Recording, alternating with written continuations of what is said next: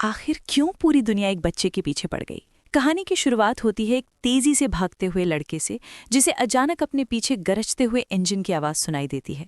वो घबराकर फौरन पलट कर देखता है, लेकिन उसे दूर से सिर्फ धूल के बादल नजर आते हैं जो तेजी से उसकी ओर बढ़ रहे होते हैं। नीनो तुरंत समझ जाता है कि ये जरूर खेत का मालिक ही होगा जो उसे पकड़ने आ रहा है। इसी डर के मारे वो पास पड़े एक गड्ढे में कूद जाता है और छुपने की जगह तलाशने लगता है। वो अपने शरीर को पूरी तरह समेट लेता है और दिल ही दिल में भगवान को याद करते हुए बस यही दुआ मांगता है कि आज किसी तरह बच जाए, कि खेत का मालिक उसे ढूंढ न पाए। नीनो के पिता ने अपनी पूरी जिंदगी मजदूर बनकर उसी खेत में काम किया था और कुछ दिन पहले ही उन्होंने नीनो की तरफ से खेत के मालिक के साथ कॉन्ट्रैक्ट साइन किया था, जिसके बाद महज 10 साल की उम्र में नीनो को जबरन उस मालिक का मजदूर बना दिया गया। लेकिन नीनो अपने पिता की तरह पूरी जिंदगी किसी और के लिए काम नहीं करना चाहता था। इसीलिए जैसे ही उसे मौका मिला वो खेत से भाग निकला। भागने से पहले वो मालिक की सबसे कीमती चीज, उसकी सोने की पॉकेट वॉच भी चुरा ले गया। जैसे ही खेत के मालिक को पता चला कि नीनो भाग चुका है और साथ में उसकी प्यारी घड़ी भी ले गया है, वो गुस्से से पागल हो गया। उसने तुरंत सारे मजदूरों को इकट्ठा किया और अलग अलग दिशाओं में नीनो को पकड़ने के लिए भेज दिया। साथ ही जिसने भी लड़के को पकड़ा उसके लिए इनाम भी घोषित कर दिया। इधर नीनो के पिता दौड़ते हुए मालिक के पास पहुंचे और अपने बेटे की तरफ से माफी मांगने लगे, लेकिन मालिक ने गुस्से में उन्हें भी डांट कर भगा दिया। उधर भागता हुआ नीनू उस बड़े से पेड़ के नीचे पहुंच गया जहां उसकी बहन काफी देर से उसका इंतजार कर रही थी। नीनो ने जल्दी जल्दी अपने कपड़े बदले जो उसकी बहन लाई थी। फिर उसने उससे कहा कि उसके पुराने कपड़े किसी दूसरे रास्ते पर फेंक देना ताकि हंटिंग डॉग्स को भटकाया जा सके। बहन को अलविदा कहने के बाद नीनो फिर से भागने लगा। वो पूरी ताकत से दौड़ता रहा और एक पल के लिए भी रुकने की हिम्मत नहीं की। सिर्फ रात होने पर ही वो एक पत्थर की गुफा में जाकर छुपा। वहां उसने थोड़ा सा खाना खाया, थोड़ी ताकत जुटाई और पूरी रात डरते सहमते निकाल दी। अगली सुबह खेत का मालिक शिकारी कुत्तों को मिले उन पुराने कपड़ों के साथ सीधे नीनो के घर पहुंच गया। मालिक को पूरा यकीन था कि खेत से भागने के बाद किसी ने नीनो की मदद की है और वो कोई और नहीं बल्कि उसकी बहन ही है। लेकिन बहन ने कुछ भी बताने से इनकार कर दिया। अब मालिक लड़की को डराने लगा। वो बोला, मैं सच कह रहा हूँ, तेरा भाई बहुत बड़ी मुसीबत में है। यहाँ सब सेफ है, बाहर डाकू लुटेरे भी घूमते हैं, कोई भी उसे मार सकता है। ये सुनकर लड़की बुरी तरह घबरा गई। उसे डर लगने लगा कि कहीं उसके भाई के साथ कुछ गलत ना हो जाए, और आखिरकार उसने बता ही दिया कि नीनो किस तरफ भागा है। नीनो की माँ अपने बेटे के लिए गिड़गिड़ाने लगी कि साहब उसे कुछ मत करना, लेकिन खेत के मालिक ने गुस्से में उन्हें जोरदार थप्पड़ मार दिया। उधर न जाने कितनी देर तक चलते रहने के बाद नीनो को आखिरकार एक इमारत दिखाई दी जो इस सुनसान इलाके में दूर से ही नजर आ रही थी। वो वही बस स्टेशन था जो उसके भागने के प्लान का सबसे अहम हिस्सा था। यहीं से उसे बस पकड़नी थी। अगर एक बार वो बस में चढ़ गया तो शायद वो बच सकता था। स्टेशन को इतना पास देखकर थके हारे नीनो के अंदर अचानक नई ताकत आ गई। उसने अपनी रफ्तार और तेज कर दी, लेकिन तभी पीछे से फिर वही इंजन की आवाज उसके कानों में पड़ी। दौड़ उड़ती धूल को देखकर नीनो का दिल जोर जोर से धड़कने लगा। उसे समझ आ गया कि खेत का मालिक फिर से उसके पीछे आ चुका है और कहानी दोबारा वहीं पहुंच गई जहां से इसकी शुरुआत हुई थी। जैसे जैसे मालिक पास आता गया, नीनो का डर बढ़ता चला गया। उसकी सांसें तेज हो गईं। उसने आंखें जोर से बंद कर ली, मानो खुद को किस्मत के हवाले छोड़ दिया हो। लेकिन किस्मत इस बार उसके साथ थी। हवा में उड़ती धूल ने नीनो को बचा लिया। खेत के मालिक की नज़र उस पर नहीं पड़ी। मालिक बस स्टेशन के आसपास लोगों से नीनो के बारे में पूछताछ करने लगा, लेकिन उसे कोई जानकारी नहीं मिली। बेचारा नीनो मजबूरी में छुपकर सब कुछ देखता रहा। जब वो बस जिसमें उसे भागना था धीरे धीरे स्टेशन से निकलकर दूर चली गई तो उसकी आंखें भर आईं। इस सुनसान स्टेशन पर बसें बहुत कम आती थीं और अगली बस अब सीधे 4 दिन बाद थी। लेकिन खेत का मालिक भी उसे इतनी आसानी से छोड़ने वाला नहीं था, क्योंकि नीनो सिर्फ एक भागा हुआ मजदूर नहीं था, उसने मालिक की सबसे कीमती चीज चुरा ली थी। मालिक ने ठान लिया था कि अब वो खुद नीनो को पकड़ कर रहेगा, चाहे उसे दुनिया का कोना कोना क्यों ना खंगालना पड़े। उसने अपने एक आदमी को वहीं स्टेशन पर छोड़ दिया और साफ कह दिया कि यहीं रुककर निगरानी रखना। जैसे ही नीनो दिखे उसे पकड़कर मुझे खबर देना। इसके बाद वो बाकी लोगों के साथ आगे तलाश में निकल गया। बस छूट जाने के बाद अब नीनो के पास पैदल चलने के अलावा कोई और रास्ता नहीं बचा था। वहीं पकड़े जाने के डर से नीनो इतना सहमा हुआ था कि किसी आम आदमी को देखकर भी वो घबरा जाता था। इसी अफरा तफरी में एक बार वो एक खड़ी ढलान से फिसलकर नीचे गिरने ही वाला था, लेकिन उसने जंगली घास को पकड़ लिया और किसी तरह अपनी जान बचा ली। पूरी ताकत लगाकर नीनो जैसे तैसे वापस ऊपर चढ़ाया। लेकिन उसके अंदर रुककर आराम करने की हिम्मत नहीं थी। वो लड़खड़ाते हुए तुरंत आगे बढ़ गया। तभी उसे एहसास हुआ कि गिरते वक्त उसका कंपास टूट गया है और अब वो काम नहीं कर रहा। अब उसके लिए भागना और भी मुश्किल हो गया था, क्योंकि उसे समझ नहीं आ रहा था कि वो किस दिशा में जा रहा है। पता नहीं कितनी देर तक चलते रहने के बाद उसे एक आदमी दिखा जो अपने जानवरों को पानी पिला रहा था। पानी देखते ही हद से ज्यादा प्यासा नीनो अनजाने में अपने सूखे होंठों पर जीभ फेरने लगा। वो थोड़ा शांत होकर उसी आदमी के पास छुपकर बैठ गया और रात होने का इंतजार करने लगा। जैसे ही अंधेरा छाया, वो धीरे धीरे पास पहुंचा और जल्दी से अपना बैग उतार लिया। घबराहट में वो उस आदमी का खाना अपने बैग में डालने लगा, लेकिन तभी उस आदमी की नज़र नीनो पर पड़ गई। जैसे जैसे वो आदमी उसकी तरफ बढ़ा, घबराया हुआ नीनो अचानक पलटकर भाग पड़ा, लेकिन आदमी ने लाठी से वार करके उसे नीचे गिरा दिया। फिर भी नीनो किसी तरह खड़ा हो गया। उसने अपनी कमर से चाकू निकाला और आदमी को धमकाया, पास मत आना, मैं मार दूंगा। लेकिन आदमी ने उसकी बात अनसुनी कर दी और फिर से आगे बढ़ने लगा, जिससे डरा हुआ नीनो अपनी जान बचाकर दोबारा भाग निकला। उसके पास इतना भी वक्त नहीं था कि जमीन पर पड़ा हुआ बैग उठा सके। बैग छूट जाने के बाद नीनो के पास अब कुछ भी नहीं बचा था, न खाना न पानी, सिर्फ एक अकेला और बेसहारा बच्चा। फिर न जाने कितनी देर बाद उसे दूर से एक इमारत दिखाई दी। नीनो ने सोचा कि यहाँ लोग होंगे, शायद खाना और पानी मिल जाए। इसी उम्मीद में उसने आसपास ध्यान से देखा और हिम्मत जुटाकर उस इमारत की तरफ दौड़ पड़ा। उसने चाकू हाथ में कसकर पकड़ा और थोड़ा साहस बटोरते हुए अंदर चला गया। लेकिन अंदर सिर्फ एक टूटा फूटा पुराना कुआं था और कुछ भी नहीं। नीनो ने एक पत्थर उठाया और कुएं में फेंक दिया। वो काफी देर तक इंतजार करता रहा, लेकिन पानी की कोई आवाज नहीं आई। उस सूखे और वीरान कुएं को देखकर नीनो एक बार फिर पूरी तरह टूट सा गया। भूखा, प्यासा और पूरी तरह थका हुआ नीनो अब और सह नहीं पाया और वहीं जमीन पर गिर पड़ा। पता नहीं कितनी देर बाद एक आदमी की नज़र बेहोश पड़े नीनो पर पड़ी। वो उसे होश में लाने की हर मुमकिन कोशिश करने लगा।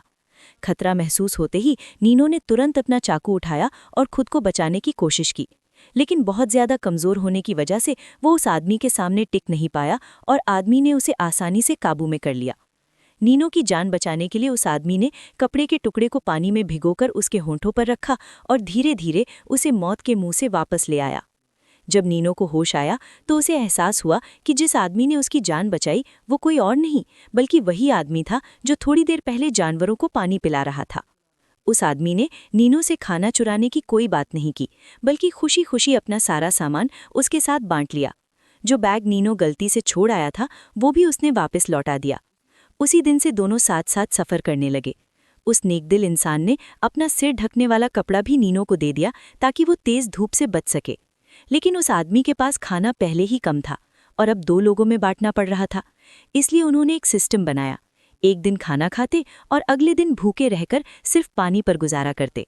जब खाना नहीं होता तो दोनों बातें करके अपना पेट भरने की कोशिश करते, और जब भूख बर्दाश्त से बाहर हो जाती तो पेड़ के नीचे लेटकर नींद का सहारा लेते। इधर खेत का मालिक, जो कई दिनों से नीनो का पीछा कर रहा था, उसने अपने आदमियों को 2 ग्रुप्स में बांट दिया और वो धीरे धीरे नीनो के और करीब पहुंच रहा था। उधर नीनो को पता चला कि उस आदमी का नाम रॉय है। खैर, कुछ समय बाद रॉय ने नोटिस किया कि उसका डॉग, जो आमतौर पर बहुत शांत रहता था, आज इतनी जोर जोर से बाग क्यों कर रहा है। जिस दिशा में डॉग भौंक रहा था उसी तरफ से 2 लोग उनकी ओर आते दिखाई दिए। रॉय तुरंत समझ गया कि ये वही लोग हो सकते हैं जो नीनो की तलाश में निकले हैं। बिना एक पल गंवाए उसने नीनो से कहा, जल्दी कहीं छुप जाओ।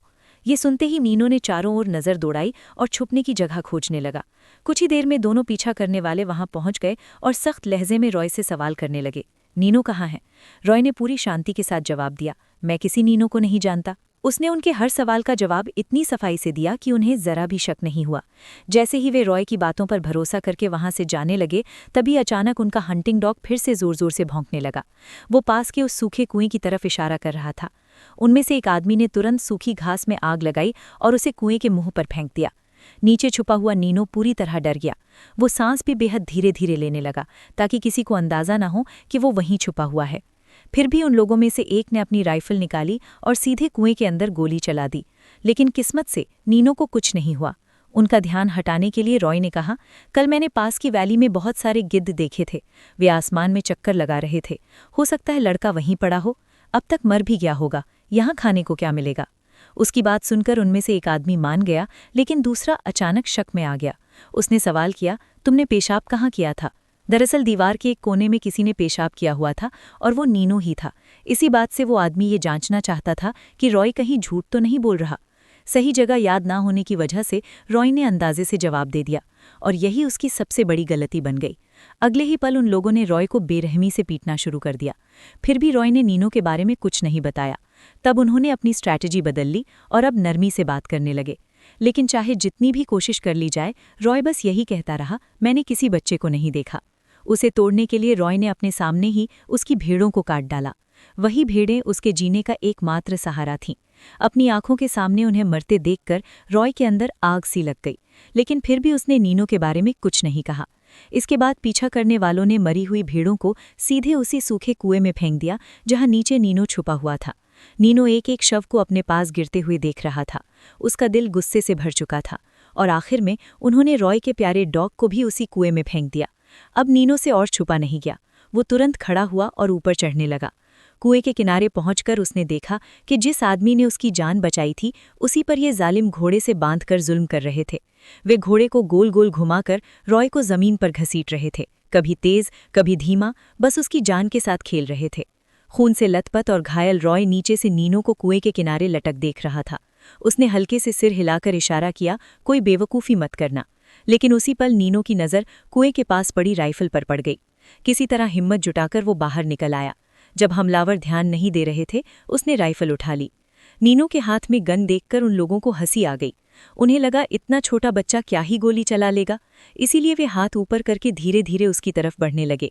उसी पल हंटिंग डॉग ने खतरा महसूस किया और नीनो पर झपट पड़ा। बिना एक पल सोचे नीनो ने उसे गोली मार दी। फिर उसने फुर्ती से गन रीलोड कर ली।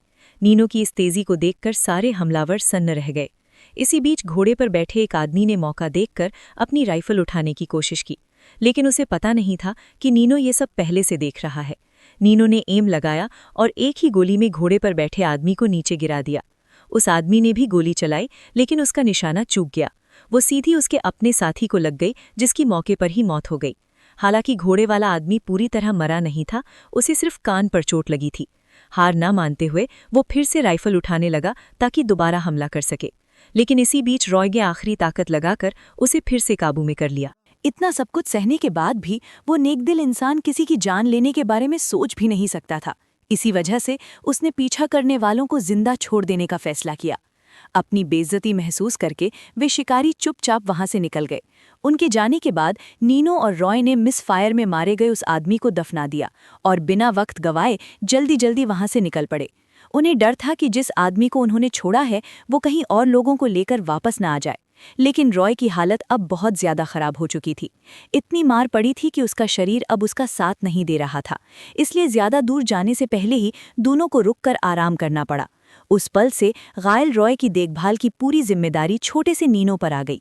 वहीं दूसरी तरफ जिस शिकारी को रॉय ने छोड़ा था वो सीधे खेत के मालिक के पास पहुंच गया। उसने पूरी कहानी जैसी की तैसी मालिक को सुना दी। ये सुनते ही मालिक गुस्से से तमतमा उठा। उसने मन ही मन कसम खा ली कि अब वो खुद नीनो को पकड़ेगा, भले ही उसे दुनिया के आखिरी कोने तक क्यों न जाना पड़े। अगली सुबह नीनो ने घायल रॉय से थोड़ी देर के लिए विदा ली और अकेला पास के एक इलाके में पानी लेने निकल गया। जैसे ही उसने ठंडा पानी देखा, उसके चेहरे पर थोड़ी राहत आई, लेकिन तभी अचानक उसके कानों में किसी की आवाज़ पड़ी। नीनो तुरंत अलर्ट हो गया। वो इधर उधर नजरें घुमाने लगा। उसे लगा कि शायद पीछा करने वाले वापस आ गए हैं, लेकिन सामने उसने एक अजीब सा आदमी देखा जो लकड़ी के ठेले पर बैठा था। उस आदमी के पैर पूरी तरह बेकार थे। सवाल पूछे जाने पर होशियार नीनो ने कहा, मैं तो बस पानी लेने आया हूँ। खुद को सेफ रखने के लिए उसने झूठ भी जोड़ दिया कि उसके भाई और पिता पास ही भेड़ें चरा रहे हैं। ये सुनकर उस आदमी ने जल्दी से कहा, मैं कोई गलत इंसान नहीं हूँ। उसने बताया कि उसने अभी गर्म सूप बनाया है, अगर चाहिए तो ले सकता है। हालांकि नीनो हर बात पर शक कर रहा था, लेकिन कई दिनों से पेट भरकर खाना न मिलने की वजह से वो खुद को रोक नहीं पाया। पूरी सावधानी के साथ वो उसके साथ अंदर चला गया। किस्मत से उस आदमी ने नीनो को धोखा नहीं दिया और कई दिनों बाद नीनो ने जी भर कर खाना खाया। जैसे ही नीनो धन्यवाद कहकर जाने के लिए उठा, उस आदमी ने अचानक कहा, किचन में और भी खाना रखा है, अगर चाहो तो अपने साथ ले जा सकते हो। उसकी बातों पर भरोसा करके नीनो खुशी खुशी किचन की तरफ बढ़ा, लेकिन अंदर उसे कुछ भी नजर नहीं आया। उसी पल किसी ने रसोई का दरवाजा जोर से बंद कर दिया। अब नीनो अंदर फंस चुका था। वो घबराकर जोर जोर से चिल्लाया, लेकिन बाहर से कोई जवाब नहीं आया। तभी उसे समझ आ गया कि वो लंगड़ा आदमी वहां से निकल चुका है। नीनो ने तुरंत अपनी कमर से छुरा निकाला और बेचैनी में लकड़ी के दरवाजे में छेद करने लगा। उस छेद में हाथ डालकर वो बाहर लगी कुंडी खोलने की कोशिश करने लगा। इस दौरान उसका हाथ घायल हो गया, लेकिन आखिरकार नीनो किसी तरह बाहर निकल आया। वो भागते हुए कमरे से बाहर पहुंचा और देखा कि वो लंगड़ा आदमी तेजी से नीनो के गधे को हाँक कर ले जा रहा है। दरअसल उस आदमी ने ये सब सिर्फ गधा चुराने के लिए किया था। ये देखकर नीनो का गुस्सा फूट पड़ा। वो उसके पीछे दौड़ा, एक पत्थर उठाया और पूरी ताकत से उस आदमी पर फेंक मारा। पत्थर लगते ही वो जमीन पर गिर पड़ा और डर के मारे माफी मांगने लगा। उसकी हालत देखकर नीनो ने उसे भी जिंदा छोड़ दिया, लेकिन अचानक उस आदमी ने नीनो की लापरवाही का फायदा उठाया और फिर से हमला कर दिया। अब गुस्से से पूरी तरह भरा हुआ नीनो खुद को छुड़ाकर बार बार पत्थर से उस पर वार करता रहा, जब तक वो आदमी बिल्कुल हिलना डुलना बंद नहीं कर गया। ये देखकर नीनो घबरा गया। उसे लगा कि शायद उससे बहुत बड़ी गलती हो गई है। बिना ज्यादा सोचे वो अपना गधा लेकर वहां से भाग निकला। उसने तय किया कि ये बात वो अपने दिल में ही दबाकर रखेगा और किसी को नहीं बताएगा। लेकिन जैसे ही वो वापस रॉय के पास पहुंचा, रॉय की नज़र तुरंत नीनो के हाथों पर पड़ी। बार बार पूछने पर नीनो ने सारी बात बता दी। सब कुछ सुनने के बाद रॉय ने फैसला किया कि वे वापस उसी पुराने कुएं के पास जाएंगे और फिर दोनों उसी दिशा में चल पड़े। लेकिन उन्हें जरा भी अंदाजा नहीं था कि वो लंगड़ा आदमी असल में मरा नहीं था, और सबसे खतरनाक बात ये थी कि खेत का मालिक नीनो को ढूंढते हुए पहले ही अपने 2 आदमियों के साथ वहां पहुंच चुका था। वो लंगड़ा आदमी जमीन पर पड़ा गिड़गिड़ा रहा था और उन तीनों से अपनी जान बचाने की भीख मांग रहा था। लेकिन उसे क्या पता था कि सामने खड़े ये तीनों कितने बेरहम और निर्दयी हैं। खेत के मालिक को उस लंगड़े आदमी की जिंदगी से कोई फर्क नहीं पड़ता था। उसका पूरा ध्यान सिर्फ एक ही बात पर था, भागे हुए लड़के नीनो के बारे में जानकारी निकालना। जैसे ही उसने अपने मतलब के सारे सवाल पूछ लिए, उसने बिना किसी हिचक वहीं उस लंगड़े आदमी को गोली मार दी। उसका खून बहता छोड़कर खेत के मालिक ने लाश को सीधे कुएं में फेंक दिया और फिर से नीनो का पीछा शुरू कर दिया। कुछ समय बाद नीनो और रॉय उसी जगह पर वापस लौट आए। किस्मत अच्छी थी कि नीनो बिल्कुल बाल बाल बच गया और खेत के मालिक से सीधा सामना होते होते रह गया। वहीं रॉय ने जमीन पर पड़े खून के निशानों को चुपचाप देखा। उसने आसपास नजर दौड़ाई और आखिरकार कुएं के अंदर से लंगड़े आदमी की लाश बाहर निकाली। उसने उसे इज्जत के साथ दफना दिया। उस रात दोनों ने वहीं रुककर गुजारी और अगली सुबह फिर से अपना सफर शुरू किया। कुछ ही समय में वे दोनों एक वीरान से स्टेशन पर पहुंच गए और वहीं आखिरकार उनका सामना उसी खेत के मालिक से हो गया जो कब से उनके पीछे पड़ा था। स्थिति को भांपते हुए रॉय ने तुरंत नीनो से कहा कि वो एक कमरे के अंदर छुप जाए। खुद रॉय बाहर गन लेकर खड़ा हो गया ताकि अकेले ही खेत के मालिक और उसके 2 आदमियों का सामना कर सके। चालाक खेत के मालिक ने पहले रॉय को बहलाने की कोशिश की। उसने कहा, मेरा तुझसे कोई झगड़ा नहीं है, मुझे बस नीनो को वापस ले जाना है, इस सब में तेरा कोई नुकसान नहीं। लेकिन मालिक की एक भी बात रॉय को हिला नहीं पाई। वो दीवार की तरह डटा रहा और नीनो की हिफाजत करता रहा। जब बातें काम नहीं आई तो खेत के मालिक ने भारी इनाम का लालच दिया।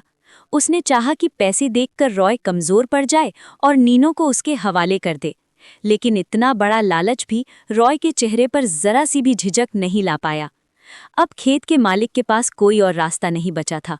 गुस्से में आकर उसने जबरदस्ती नीनो को पकड़ने की कोशिश की और तभी जबरदस्त फायरिंग शुरू हो गई। दरअसल रॉय एक पुराना सोल्जर था। उसका एम बेहद सटीक था और उसने कुछ ही पलों में खेत के मालिक के दोनों साथी ढेर कर दिए। लेकिन उसी वक्त उसकी नज़र इधर-उधर गई और उसे एहसास हुआ कि घबराया हुआ नीनो कहीं गायब है। रॉय तुरंत उसे ढूंढने दौड़ा। आखिरकार उसे नीनो एक लकड़ी के शेड के अंदर मिला, लेकिन तभी दरवाजे के पीछे से खेत का मालिक अचानक निकल आया। खतरे को समझते ही रॉय पलटने की कोशिश करता, लेकिन तब तक बहुत देर हो चुकी थी। खेत के मालिक ने गोली चला दी और उसी पल रॉय सीढ़ियों से नीचे गिर पड़ा। आखिरकार नीनो एक बार फिर खेत के मालिक के कब्जे में आ चुका था। जब नीनो को जबरदस्ती गाड़ी में डाला जा रहा था, तभी घायल रॉय ने आखिरी बार अपनी पूरी ताकत इकट्ठा की। वो लड़खड़ाते हुए वापस दौड़ा। उसने खेत के मालिक को खींचकर बाहर निकाला और अपनी बांस की लाठी से उसका गला दबा दिया। खेत का मालिक जान बचाने के लिए छटपटाने लगा। उसने घबराकर अपनी पिस्टल से अंधाधुंध गोलियां चला दी। इसी फाइट के दौरान एक गोली पहले से घायल रॉय को फिर से लग गई। रॉय ने खेत के मालिक को मार तो दिया, लेकिन खुद भी अपने जख्मों की वजह से जान नहीं बचा पाया। ये दर्दनाक मंजर देखकर नीनो फूट फूट कर रो पड़ा। कुछ दिन पहले तक वो आदमी उसके लिए एक अजनबी था, और आज उसी आदमी ने नीनो की आज़ादी के लिए अपनी जान तक कुर्बान कर दी थी। नीनो ने उस आदमी के शरीर को पूरे सम्मान के साथ दफनाया, फिर अपना सारा सामान उठाया और आगे की राह पर चल पड़ा। वीडियो पसंद आई हो तो लाइक कर देना, चैनल को सब्सक्राइब करना मत भूलना। मिलते हैं अगली वीडियो में।